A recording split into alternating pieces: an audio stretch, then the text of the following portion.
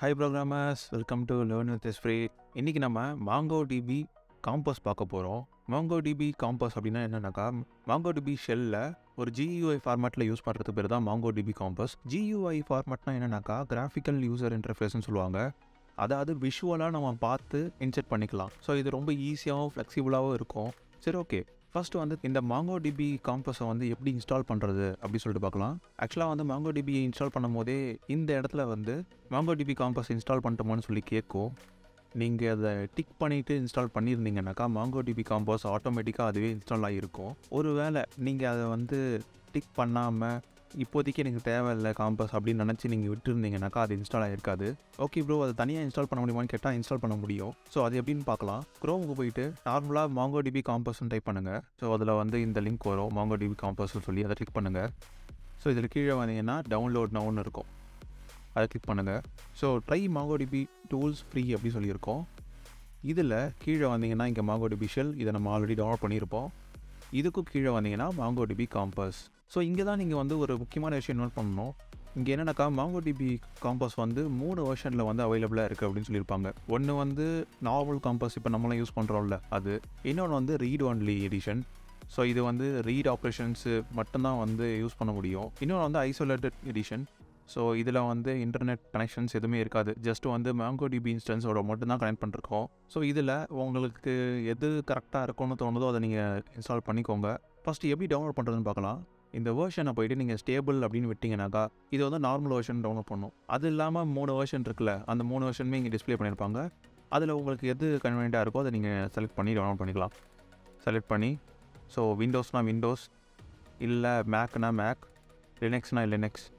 நம்ம windows, so விண்டோஸ்னு கொடுத்து Windows select பண்ணி EXE ஃபைல் மட்டும்தான் இருக்குது. ஸோ EXE ஃபைலில் செலக்ட் பண்ணி டவுன்லோட்னு கொடுத்தா டவுன்லோட் ஆகிடும். நான் ஆல்ரெடி டவுன்லோட் பண்ணிட்டேன். ஓகே, இதுதான் MongoDB காம்பஸோட இன்டர்ஃபேஸ். இப்படி தான் இருக்கும். நார்மலாக நீங்கள் MongoDB காம்பஸை டவுன்லோட் பண்ணி இன்ஸ்டால் பண்ணிங்கனாலே அது வந்து டெஸ்க்டாப்லேயே வந்து ஒரு ஷார்ட்கட்டாக வந்துடும். அப்படி இல்லைனாக்கா நீங்கள் விண்டோஸில் வந்து சர்ச் பண்ணி எடுத்துக்கலாம். ஸோ இதுதான் இன்டர்ஃபேஸ். நீங்கள் ஹோஸ்ட்டு போர்ட் நம்பர்லாம் மாற்றி ஒர்க் பண்ணுற மாதிரி இருந்தால் இங்கே நீங்கள் மாற்றிக்கலாம். இல்லை அப்படின்னாக்கா டிஃபால்ட்டாக அப்படியே விட்டுருங்க. ஜஸ்ட் கனெக்ட்னு மட்டும் கொடுங்க. கனெக்ட்னு கொடுக்கறதுக்கு முன்னாடி MongoDB சர்வர் வந்து ஸ்டார்ட்டில் இருக்கா அப்படின்னு சொல்லி பார்த்துக்கோங்க. ரன்னிங் ஆகிட்டு இருக்கா அப்படின்னு பார்த்துக்கோங்க. ஆக்சுவலாக வந்து என்னோட சர்வர் வந்து ரன் ஆகலை. நான் இப்போ கனெக்ட் கொடுக்குறேன். ஸோ கனெக்ட் கொடுத்த உடனே எனக்கு கனெக்ட் ஆகலை. ஸோ கனெக்ஷன் ரெஃப்யூஸ்ட் ஆகிடுச்சு. ஸோ நான் என்னோட கமெண்ட் ப்ராம்ப்ட் ஓப்பன் பண்ணுறேன். கமெண்ட் ப்ராம்ப்ட் ஓப்பன் பண்ணி net start MongoDB அப்படின்னு கொடுக்குறேன்.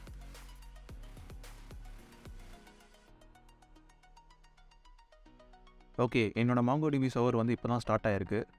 நான் இதை க்ளோஸ் பண்ணிக்கிறேன். இப்போ நான் வந்து கனெக்ட் பண்ணுறேன். கனெக்ட் பண்ண உடனே பார்த்தீங்கன்னா கனெக்ட் ஆகிடுச்சு.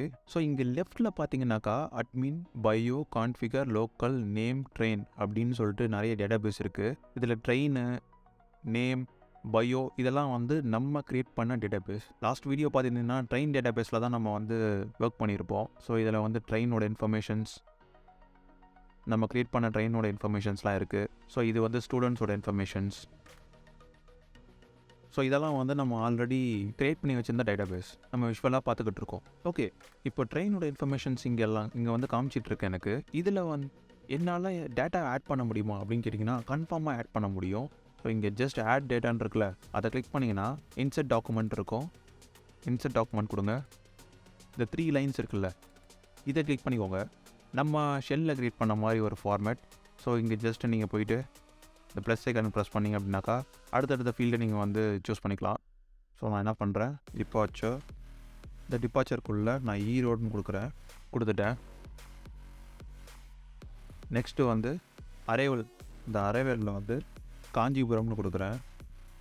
ஸோ ஓகே, கொடுத்துட்டு நம்ம ஜஸ்ட் இன்சர்ட்னு கொடுத்தா போதும். ஆட்டோமேட்டிக்காக புதுசாக ஒரு டாக்குமெண்ட் வந்து இன்சர்ட் ஆகிடுச்சு. ஸோ நம்ம என்ன பண்ணலாம், இப்போ இது வந்து உண்மையிலே வந்து ஆட் ஆகிடுச்சா, இன்சர்ட் ஆகிடுச்சா அப்படி சொல்லி செக் பண்ணலாம். எப்படி செக் பண்ணலாம்னா நம்மளோட பழைய மெத்தட், நம்மளோட ஷெல்லை ஓப்பன் பண்ணிக்கலாம். ஸோ ஷெல்லை ஓப்பன் பண்ணி ஃபஸ்ட்டு ட்ரெயின்ன்ற டேட்டாபேஸை நம்ம ஸ்விட்ச் பண்ணிக்கலாம். யூஸ் ட்ரெயின்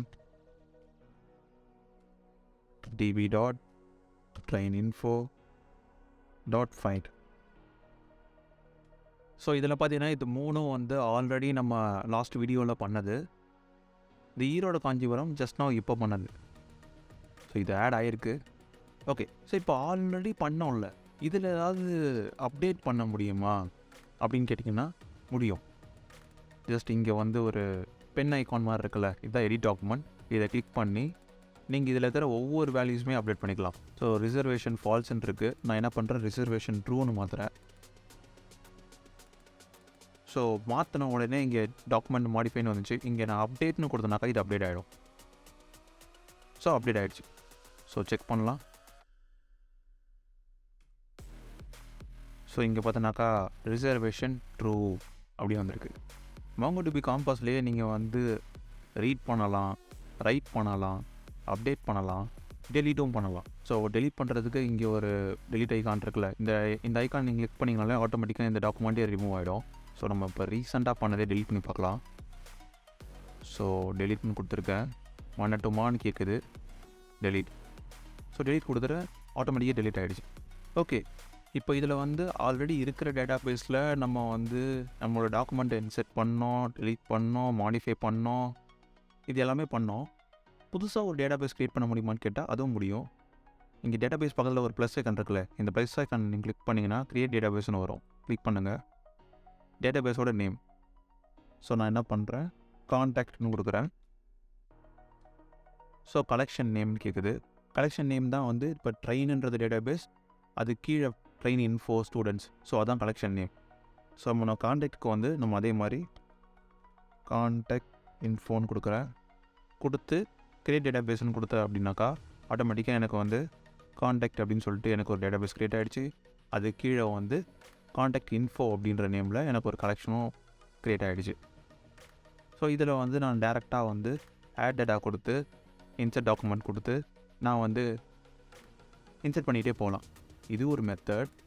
இது இல்லாமல் நீங்கள் ஏதாவது ஒரு JSON ஃபைல் வச்சுருக்கீங்க, இல்லை CSV ஃபைல் வச்சுருக்கீங்க அப்படின்னாக்கா ஸோ இங்கேயே இம்போர்ட் டேட்டா கொடுக்கலாம். அப்படி இல்லைனா இங்கே ஆட் டேட்டான்னு இருக்குல்ல, இந்த ஆட் டேட்டாவை கிளிக் பண்ணி இம்போர்ட் ஃபைலை கிளிக் பண்ணிங்க அப்படின்னாக்கா டேரெக்டாக நீங்கள் வந்து அந்த ஃபைலில் செலக்ட் பண்ணி அது JSON-ஆ இல்லை CSV-யோ அப்படின்னு சொல்லி செலக்ட் பண்ணி இம்போர்ட்னு கொடுத்தீங்கன்னாக்கா ஆட்டோமேட்டிக்காக அதுவே வந்து டாக்குமெண்ட்டை இன்சர்ட் பண்ணிடும். ஸோ இதுக்கப்புறம் வர வீடியோவில் நம்ம அக்ரிகேஷன்னா என்ன, ஸ்கீமானா என்ன, இண்டெக்ஸஸ்லாம் என்ன அப்படின்னு சொல்லிட்டு நம்ம பார்க்க போகிறோம். ஸோ அதனால தான் நான் வந்து இதை எதுவுமே நான் எக்ஸ்பிளைன் பண்ணலை. ஸோ அதெல்லாம் என்னென்னு சொல்லிட்டு நெக்ஸ்ட் வீடியோவில் நம்ம பார்க்க போகிறோம். நம்ம ஷெல்லில் பண்ணுற கமெண்ட்ஸ் எல்லாமே நீங்கள் ட்ரை பண்ணி பார்க்கலாம். ஒருவேளை உங்களுக்கு அது சூட்டபுளாக இல்லை, உங்களுக்கு அது கன்வீனியண்ட்டாக இல்லை அப்படின்னாக்கா நீங்கள் தாராளமாக காம்பஸ் யூஸ் பண்ணலாம். ஸோ அவ்வளோதான் இந்த வீடியோ. உங்களுக்கு டவுட்ஸ் இல்லை சஜஷன்ஸாக கீழே சொல்லுங்கள் கமெண்ட்ஸில். தேங்க்ஸ் ஃபார் வாட்சிங். பாய்.